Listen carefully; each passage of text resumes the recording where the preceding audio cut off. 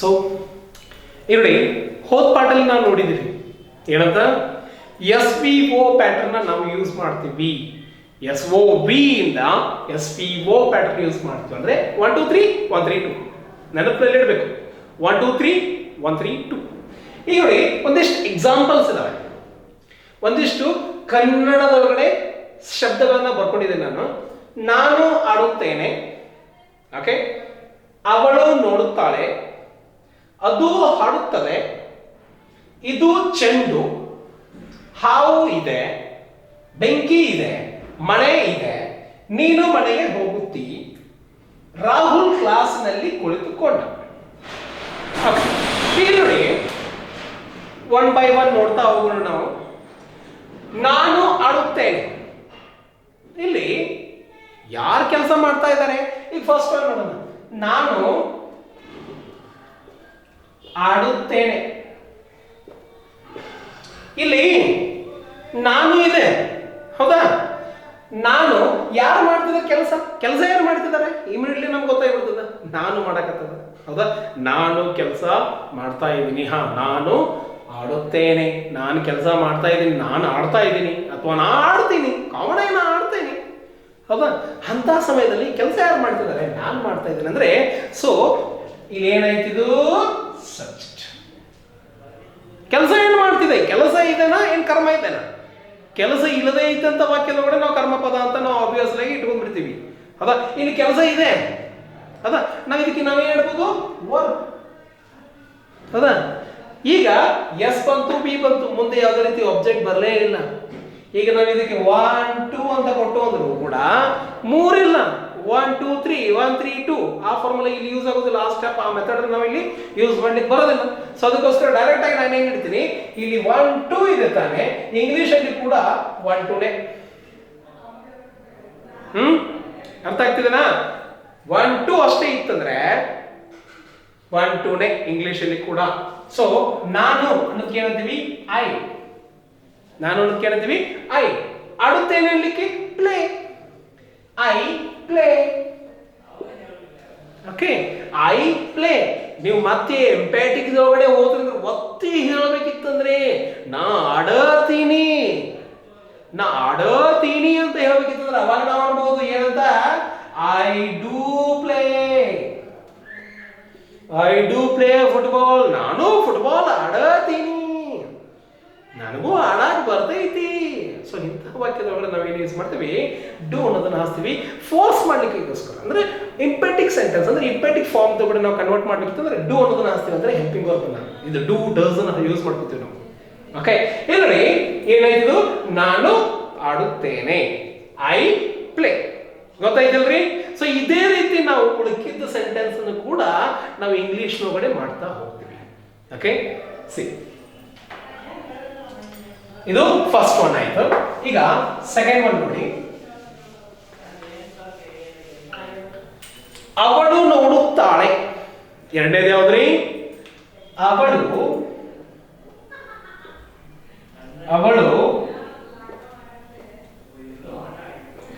ನೋಡುತ್ತಾಳೆ. Okay, ಇದು ನೋಡು. ಅವಳು ನೋಡುತ್ತಾಳೆ. ಹೇಗೆ ನೋಡ್ತಾಳೆ, ಎಲ್ಲಿ ನೋಡ್ತಾಳೆ, ಹೇಗೆ ನೋಡ್ತಾಳೆ, ಇದ್ರ ಬಗ್ಗೆ ನಮಗೆ ಟೆನ್ಷನ್ ಮಾಡಿ. ಈಗ ಏನಿದೆ, ಅವಳು ನೋಡುತ್ತಾಳೆ ಅಷ್ಟೇ. ಈಗ ನೋಡಿ, ಯಾರು ಕೆಲಸ ಮಾಡಕತ್ತಾರೆ? ನೋಡೋದು ಕೆಲಸ ಆಗತ್ತಂದ್ರೆ ಕೆಲಸ ಆಗತ್ತದ. ಓಕೆ, ಯಾರು ಮಾಡತ್ತಾರೆ? ಅವಳು ಮಾಡಕತ್ತಾರೆ. ನಾವು ಈಸಿಯಾಗಿ ಅದನ್ನು ತಿಳ್ಕೋಬಹುದು, ನಾವು ಈಸಿಯಾಗಿ ಅದನ್ನು ಡಿಟರ್ಮೈನ್ ಮಾಡ್ಬೋದು. ಇಲ್ಲಿ ಅವಳು ಕೆಲಸ ಮಾಡಕತ್ತಾಳೆ. ಸೊ ನಾವೇನ್ ಮಾಡ್ತೀವಿ? ಇದನ್ನ ಸಬ್ಜೆಕ್ಟ್ ಅಂತ ಹಾಕ್ತೀವಿ. ಓಕೆ, ನೋಡುತ್ತಾಳೆ. ಓಕೆ, ಇಲ್ಲಿ ನಾವೇನ್ ಮಾಡ್ತೀವಿ? ಇದನ್ನ ವರ್ಬ್ ಅಂತ ಹಾಕ್ತೀವಿ. ಓಕೆ, ಇಲ್ಲಿ ನಮಗೆ ಬರೋದು ನೋಡ್ರಿ, ಅವಳು ನೋಡ್ತಾಳೆ, ಮುಂದೆ ಯಾವುದೇ ರೀತಿ ಆಬ್ಜೆಕ್ಟ್ ಇಲ್ಲ, ಏನೂ ಇಲ್ಲ. ಏನ್ ನೋಡ್ತಾಳೆ ಅನ್ನೋದಕ್ಕೆ ಹೇಳಿಲ್ಲ ಅಲ್ಲಿ. ಓಕೆ, ಎಲ್ಲಿ ನೋಡ್ತಾಳೆ, ಯಾವಾಗ ನೋಡ್ತಾಳೆ ಅದ್ರ ಬಗ್ಗೆ ಯಾವುದೇ ರೀತಿ ಡಿಸ್ಕಷನ್ ಇಲ್ಲ. ಕೇವಲ ಅವಳು ನೋಡ್ತಾಳೆ. ಅವಾಗ ನಾವು ಎಷ್ಟಿದಲ್ಲ ಅದನ್ನೇ ಇಂಗ್ಲಿಷ್ ಒಳಗಡೆ ತಗೊಳ್ಳಿ. ಅವಳು ನೋಡ್ಲಿಕ್ಕೆ ಏನಂತೀವಿ ಇಂಗ್ಲಿಷ್ ಒಳಗಡೆ? ಶಿ. ಶಿ. ನೋಡೋದಕ್ಕೆ ಏನಂತೀವಿ ಇಂಗ್ಲಿಷ್ ಒಳಗಡೆ? ನೋಡೋದಕ್ಕೆ ಏನಂತೀವಿ? She watch. Okay she watch, ಅವಳು ನೋಡ್ತಾಳೆ. She watch. ನಾವಿಲ್ಲಿ ಮತ್ತೊಂದು, ಇದು ಥರ್ಡ್ ಪರ್ಸನ್ ಇದೆ, ಹೌದಾ?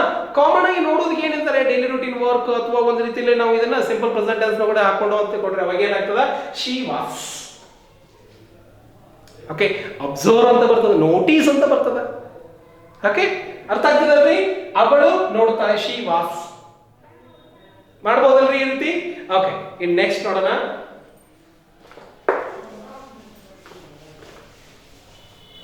ಅದು ಹಾಡುತ್ತದೆ. ಅದು ಹಾಡುತ್ತದೆ. ಈಗ ಇದು ತದೆ. ನಾವು ನಾರ್ಮಲ್ ಲ್ಯಾಂಗ್ವೇಜಸ್ ಕೂಡ ನಾವ್ ಹೇಳ್ತೀವಿ ಅದು ಹಾಡ್ತೈತಿ, ತೈತಿ ತೈತಿ ಅಂತೀವಿ ತಾನೆ. ಸೊ ಈಗ ತೈತಿ ಅಥವಾ ತದೆ ಅಂದ್ರೆ ಕಾಮನ್ ಆಗಿ ದಿನನಿತ್ಯ ನಡೆಯುವಂತ ಕೆಲಸ ಬಂತಂದ್ರೆ ಅದು ಸಿಂಪಲ್ ಪ್ರೆಸೆಂಟ್ ಟೆನ್ಸ್ ಕೂಡ ಹಾಕ್ತೀವಿ. ನಾನು ನಿಮ್ಗೆ ಹೇಳಿದ್ದೀನಿ, ಟೆನ್ಸಸ್ ಹೇಳುವಾಗ ನಾನು ನಿಮ್ಗೆ ಹೇಳಿದ್ದೀನಿ. ಓಕೆ, ಇಲ್ಲಿ ನೋಡಿ, ಅದು ಹಾಡುತ್ತದೆ. ಇಲ್ಲಿ ಅದು ಅನ್ನೋದು ಒಂದು, ಇದು ಏನೈತಿ, ಇದು ಸಬ್ಜೆಕ್ಟ್. ಕೆಲಸ ಯಾವ್ದು ಮಾಡ್ತಾ ಇದೆ, ಅದು ಮಾಡ್ತಾ ಇದೆ, ಸಬ್ಜೆಕ್ಟ್ ಐತಿಲ್ರಿ. ಹಾಡೋಕೆ ಏನಂತಾರೆ, ಇದು ಸೆಕೆಂಡ್ ಆಯ್ತು. ಇದನ್ನ ಏನಂತೀವಿ, ವರ್ಬ್.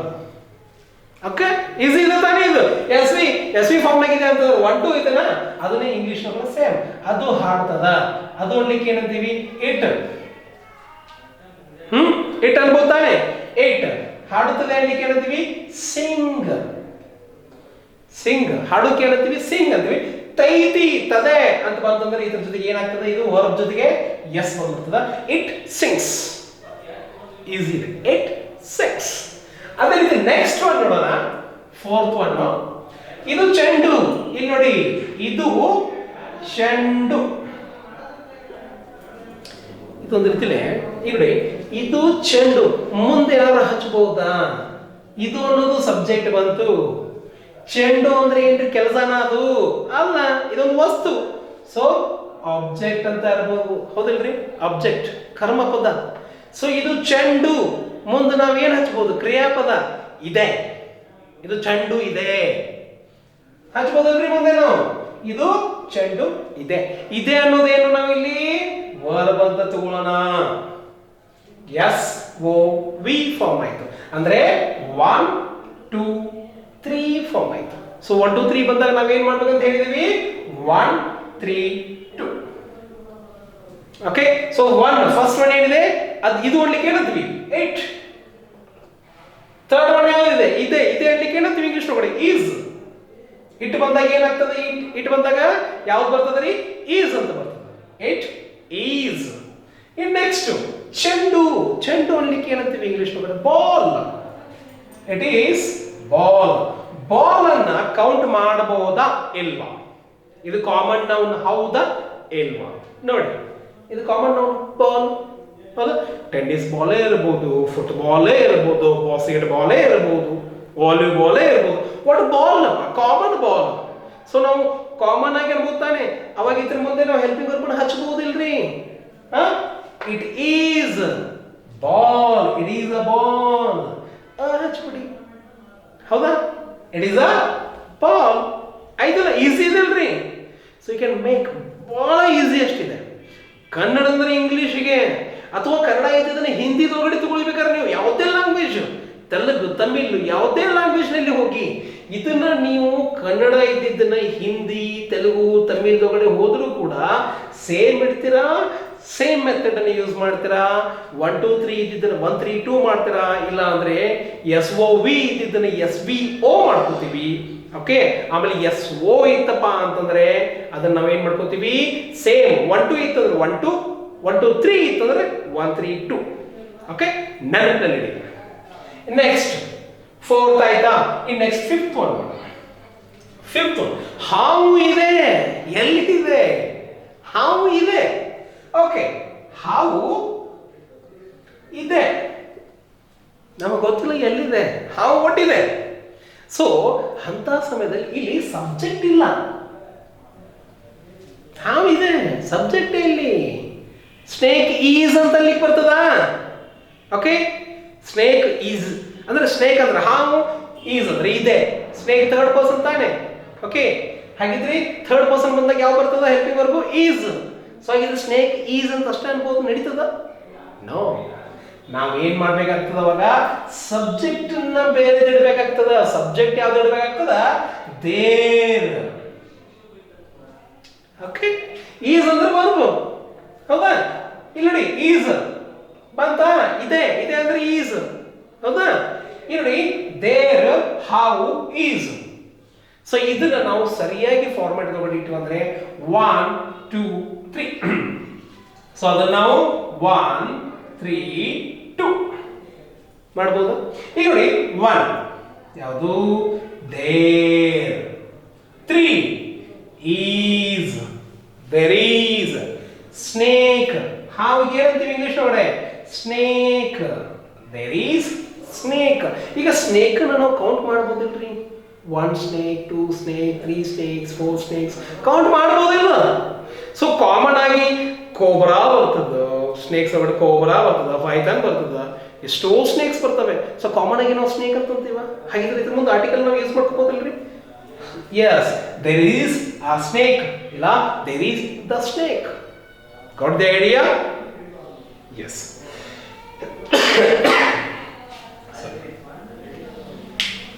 ಸೊ ಈಗ ಇದು 5 ಆಯ್ತು.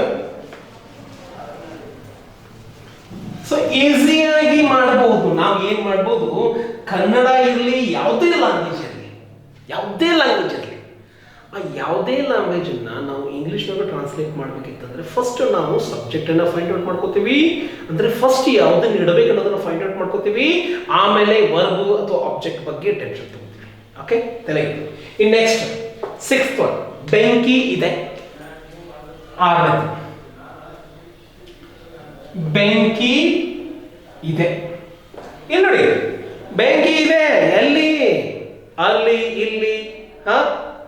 ಬೆಂಕಿ ಇದೆ ಎಲ್ಲಿ ಇದೆ ಗೊತ್ತಿಲ್ಲ. ಸೊ ಅದರರ್ಥ ನಾವೇನ್ ಮಾಡ್ತೀವಿ, ಯಾವಾಗ ಸಬ್ಜೆಕ್ಟ್ ಇರೋದಿಲ್ಲ ನಮಗೆ, ಆ ಟೈಮ್ದೊಳಗಡೆ ಒಂದು ಸಬ್ಜೆಕ್ಟ್ ನಮ್ಗೆ ಹೆಲ್ಪ್ ಆಗ್ತದೆ. ಯಾವ್ದಪ್ಪ ಅಂದ್ರೆ ದೇರ್ ಅನ್ನೋದು. ಬೆಂಕಿ ಇದೆ, ಹೌದಾ? ಎಲ್ಲಿ ಇದೆ ಗೊತ್ತಿಲ್ಲ, ಸಬ್ಜೆಕ್ಟ್ ಇಲ್ಲ ಇದಕ್ಕೆ. ಸೇಮ್ ಇದೆ ಗೊತ್ತಿತ್ತಲ್ಲ, ಹಾವು ಇದೆ, ಸೇಮ್ ಬೆಂಕಿ ಇದೆ. ಸೊ ಅವಾಗ ನಾವೇನ್ ಮಾಡ್ತೀವಿ, ಸಬ್ಜೆಕ್ಟ್ ನ ದೇರ್ ಅನ್ನೋದನ್ನ ಯೂಸ್ ಮಾಡ್ತೀವಿ. ಸೊ ಇದು ಸಬ್ಜೆಕ್ಟ್ ಆಯ್ತು. ನೆಕ್ಸ್ಟ್ ಬರೋದು ವರ್ಬ್ ಅಥವಾ ಆಬ್ಜೆಕ್ಟ್. ಈಗ ನೋಡಿ ವರ್ಬ್ ಯಾವ್ದಿದೆ? ವರ್ಬ್ ಇಲ್ಲಿ ಬೆಂಕಿನ ಇದೆನಾ? ಇದೆ ಅನ್ನೋದು ವರ್ಬ್ ತಾನೆ. ಸೊ ಅದರ ಅರ್ಥ ದೇರ್ ಆದ್ಮೇಲೆ ಆಟೋಮೆಟಿಕ್ ಆಗಿ ಈಸ್ ಅನ್ನೋದನ್ನ ಹಾಕ್ತೀವಿ. There is, there is. ಬೆಂಕಿಗೆ ಏನಂತೀವಿ? Fire. Okay, fire, there is fire. Fire count ಮಾಡಕ್ ಆಗ್ತಿದೇನ್ರಿ? ಫೈರ್ ಕೌಂಟ್ ಮಾಡಕ್ ದೇರ್ ಈಸ್ ಅ ಫೈರ್ ಅಂತ. There is fire, finish. Okay, and next 7th ನೋಡಿ, ಮನೆ ಇದೆ. ಮನೆ ಇದೆ. ಈಗ ಇಲ್ಲಿ ಮನೆ ಇದೆ, ಇದೆ ಅನ್ನೋದು ನಮಗೆ ವಾರವಾಯ್ತು. ಓಕೆ, ಇದೆ ಅಂದ್ರೆ ಸರ್ ನಮ್ಗೆ ಗೊತ್ತಿದೆ, ಇದೆ ಅಂದ್ರೆ ಈಸ್ ಅಂತ ಹೇಳಿದ್ರಿ ನೀವು. ಇದೆ ಅಂದ್ರೆ ಈಸ್. ಇಲ್ಲಿ ಮನೆ, ಮನೆ ಹೇಳಲಿಕ್ಕೆ ಏನಂತೀವಿ? ಹೌಸ್, ಹೌದಾ? House is. ಹೆಂಗ್ ಮಾಡ್ತೀವಿ ಇದನ್ನ? ಇಲ್ಲಿ ಸಬ್ಜೆಕ್ಟ್ ಇಲ್ಲ, ಹೌಸ್ ಅನ್ನೋದು ನಾವು ಕರ್ಮಪದ ಅಂತ ಆಬ್ಜೆಕ್ಟ್ ಆಗಿ ತಗೋತೀನಿ ನಾನೀಗ. ಸೊ ಯಾವ ರೀತಿ ನೋಡಿ, ಈಸ್ ಹೌಸ್. ಸ್ಟಾರ್ಟಿಂಗ್ ಏನ್ ಬರ್ತದೆ ಆಟೋಮೆಟಿಕ್ ಆಗಿ? There is a house. House ಅನ್ನು ನಾವು ಕೌಂಟ್ ಮಾಡಬಹುದಿಲ್ರಿ? ಹೌಸ್ ಅಂದ್ರೆ ಕಾಮನ್ ಆಗಿ. ಸೊ ಬಿಲ್ಡಿಂಗ್ ಹೌಸೇ ಅಂತೀವಿ, ಹಟ್ಟಿಗೆ ಹೌಸೇ ಅಂತೀವಿ, ಒಂದು ಸ್ಮಾಲ್ ಕಾಟೇಜ್ ಇರ್ತದ್ರೆ ಅದಕ್ಕೂ ಹೌಸೇ ಅಂತೀವಿ, ಎಲ್ಲಿ ಇರ್ತೀವಿ ಅದಕ್ಕೆ ಹೌಸೇ ಅಂತೀವಿ, ಹೌದಾ? ಸೊ ಅವಾಗ there is a house. Not the idea? Okay, ಏನೋ ಡೌಟ್ ಇತ್ತಂದ್ರೆ ಕಮೆಂಟ್ ನಲ್ಲಿ ಮಾಡ್ಬೋದು ನೀವು. There is a house. In next 8th one.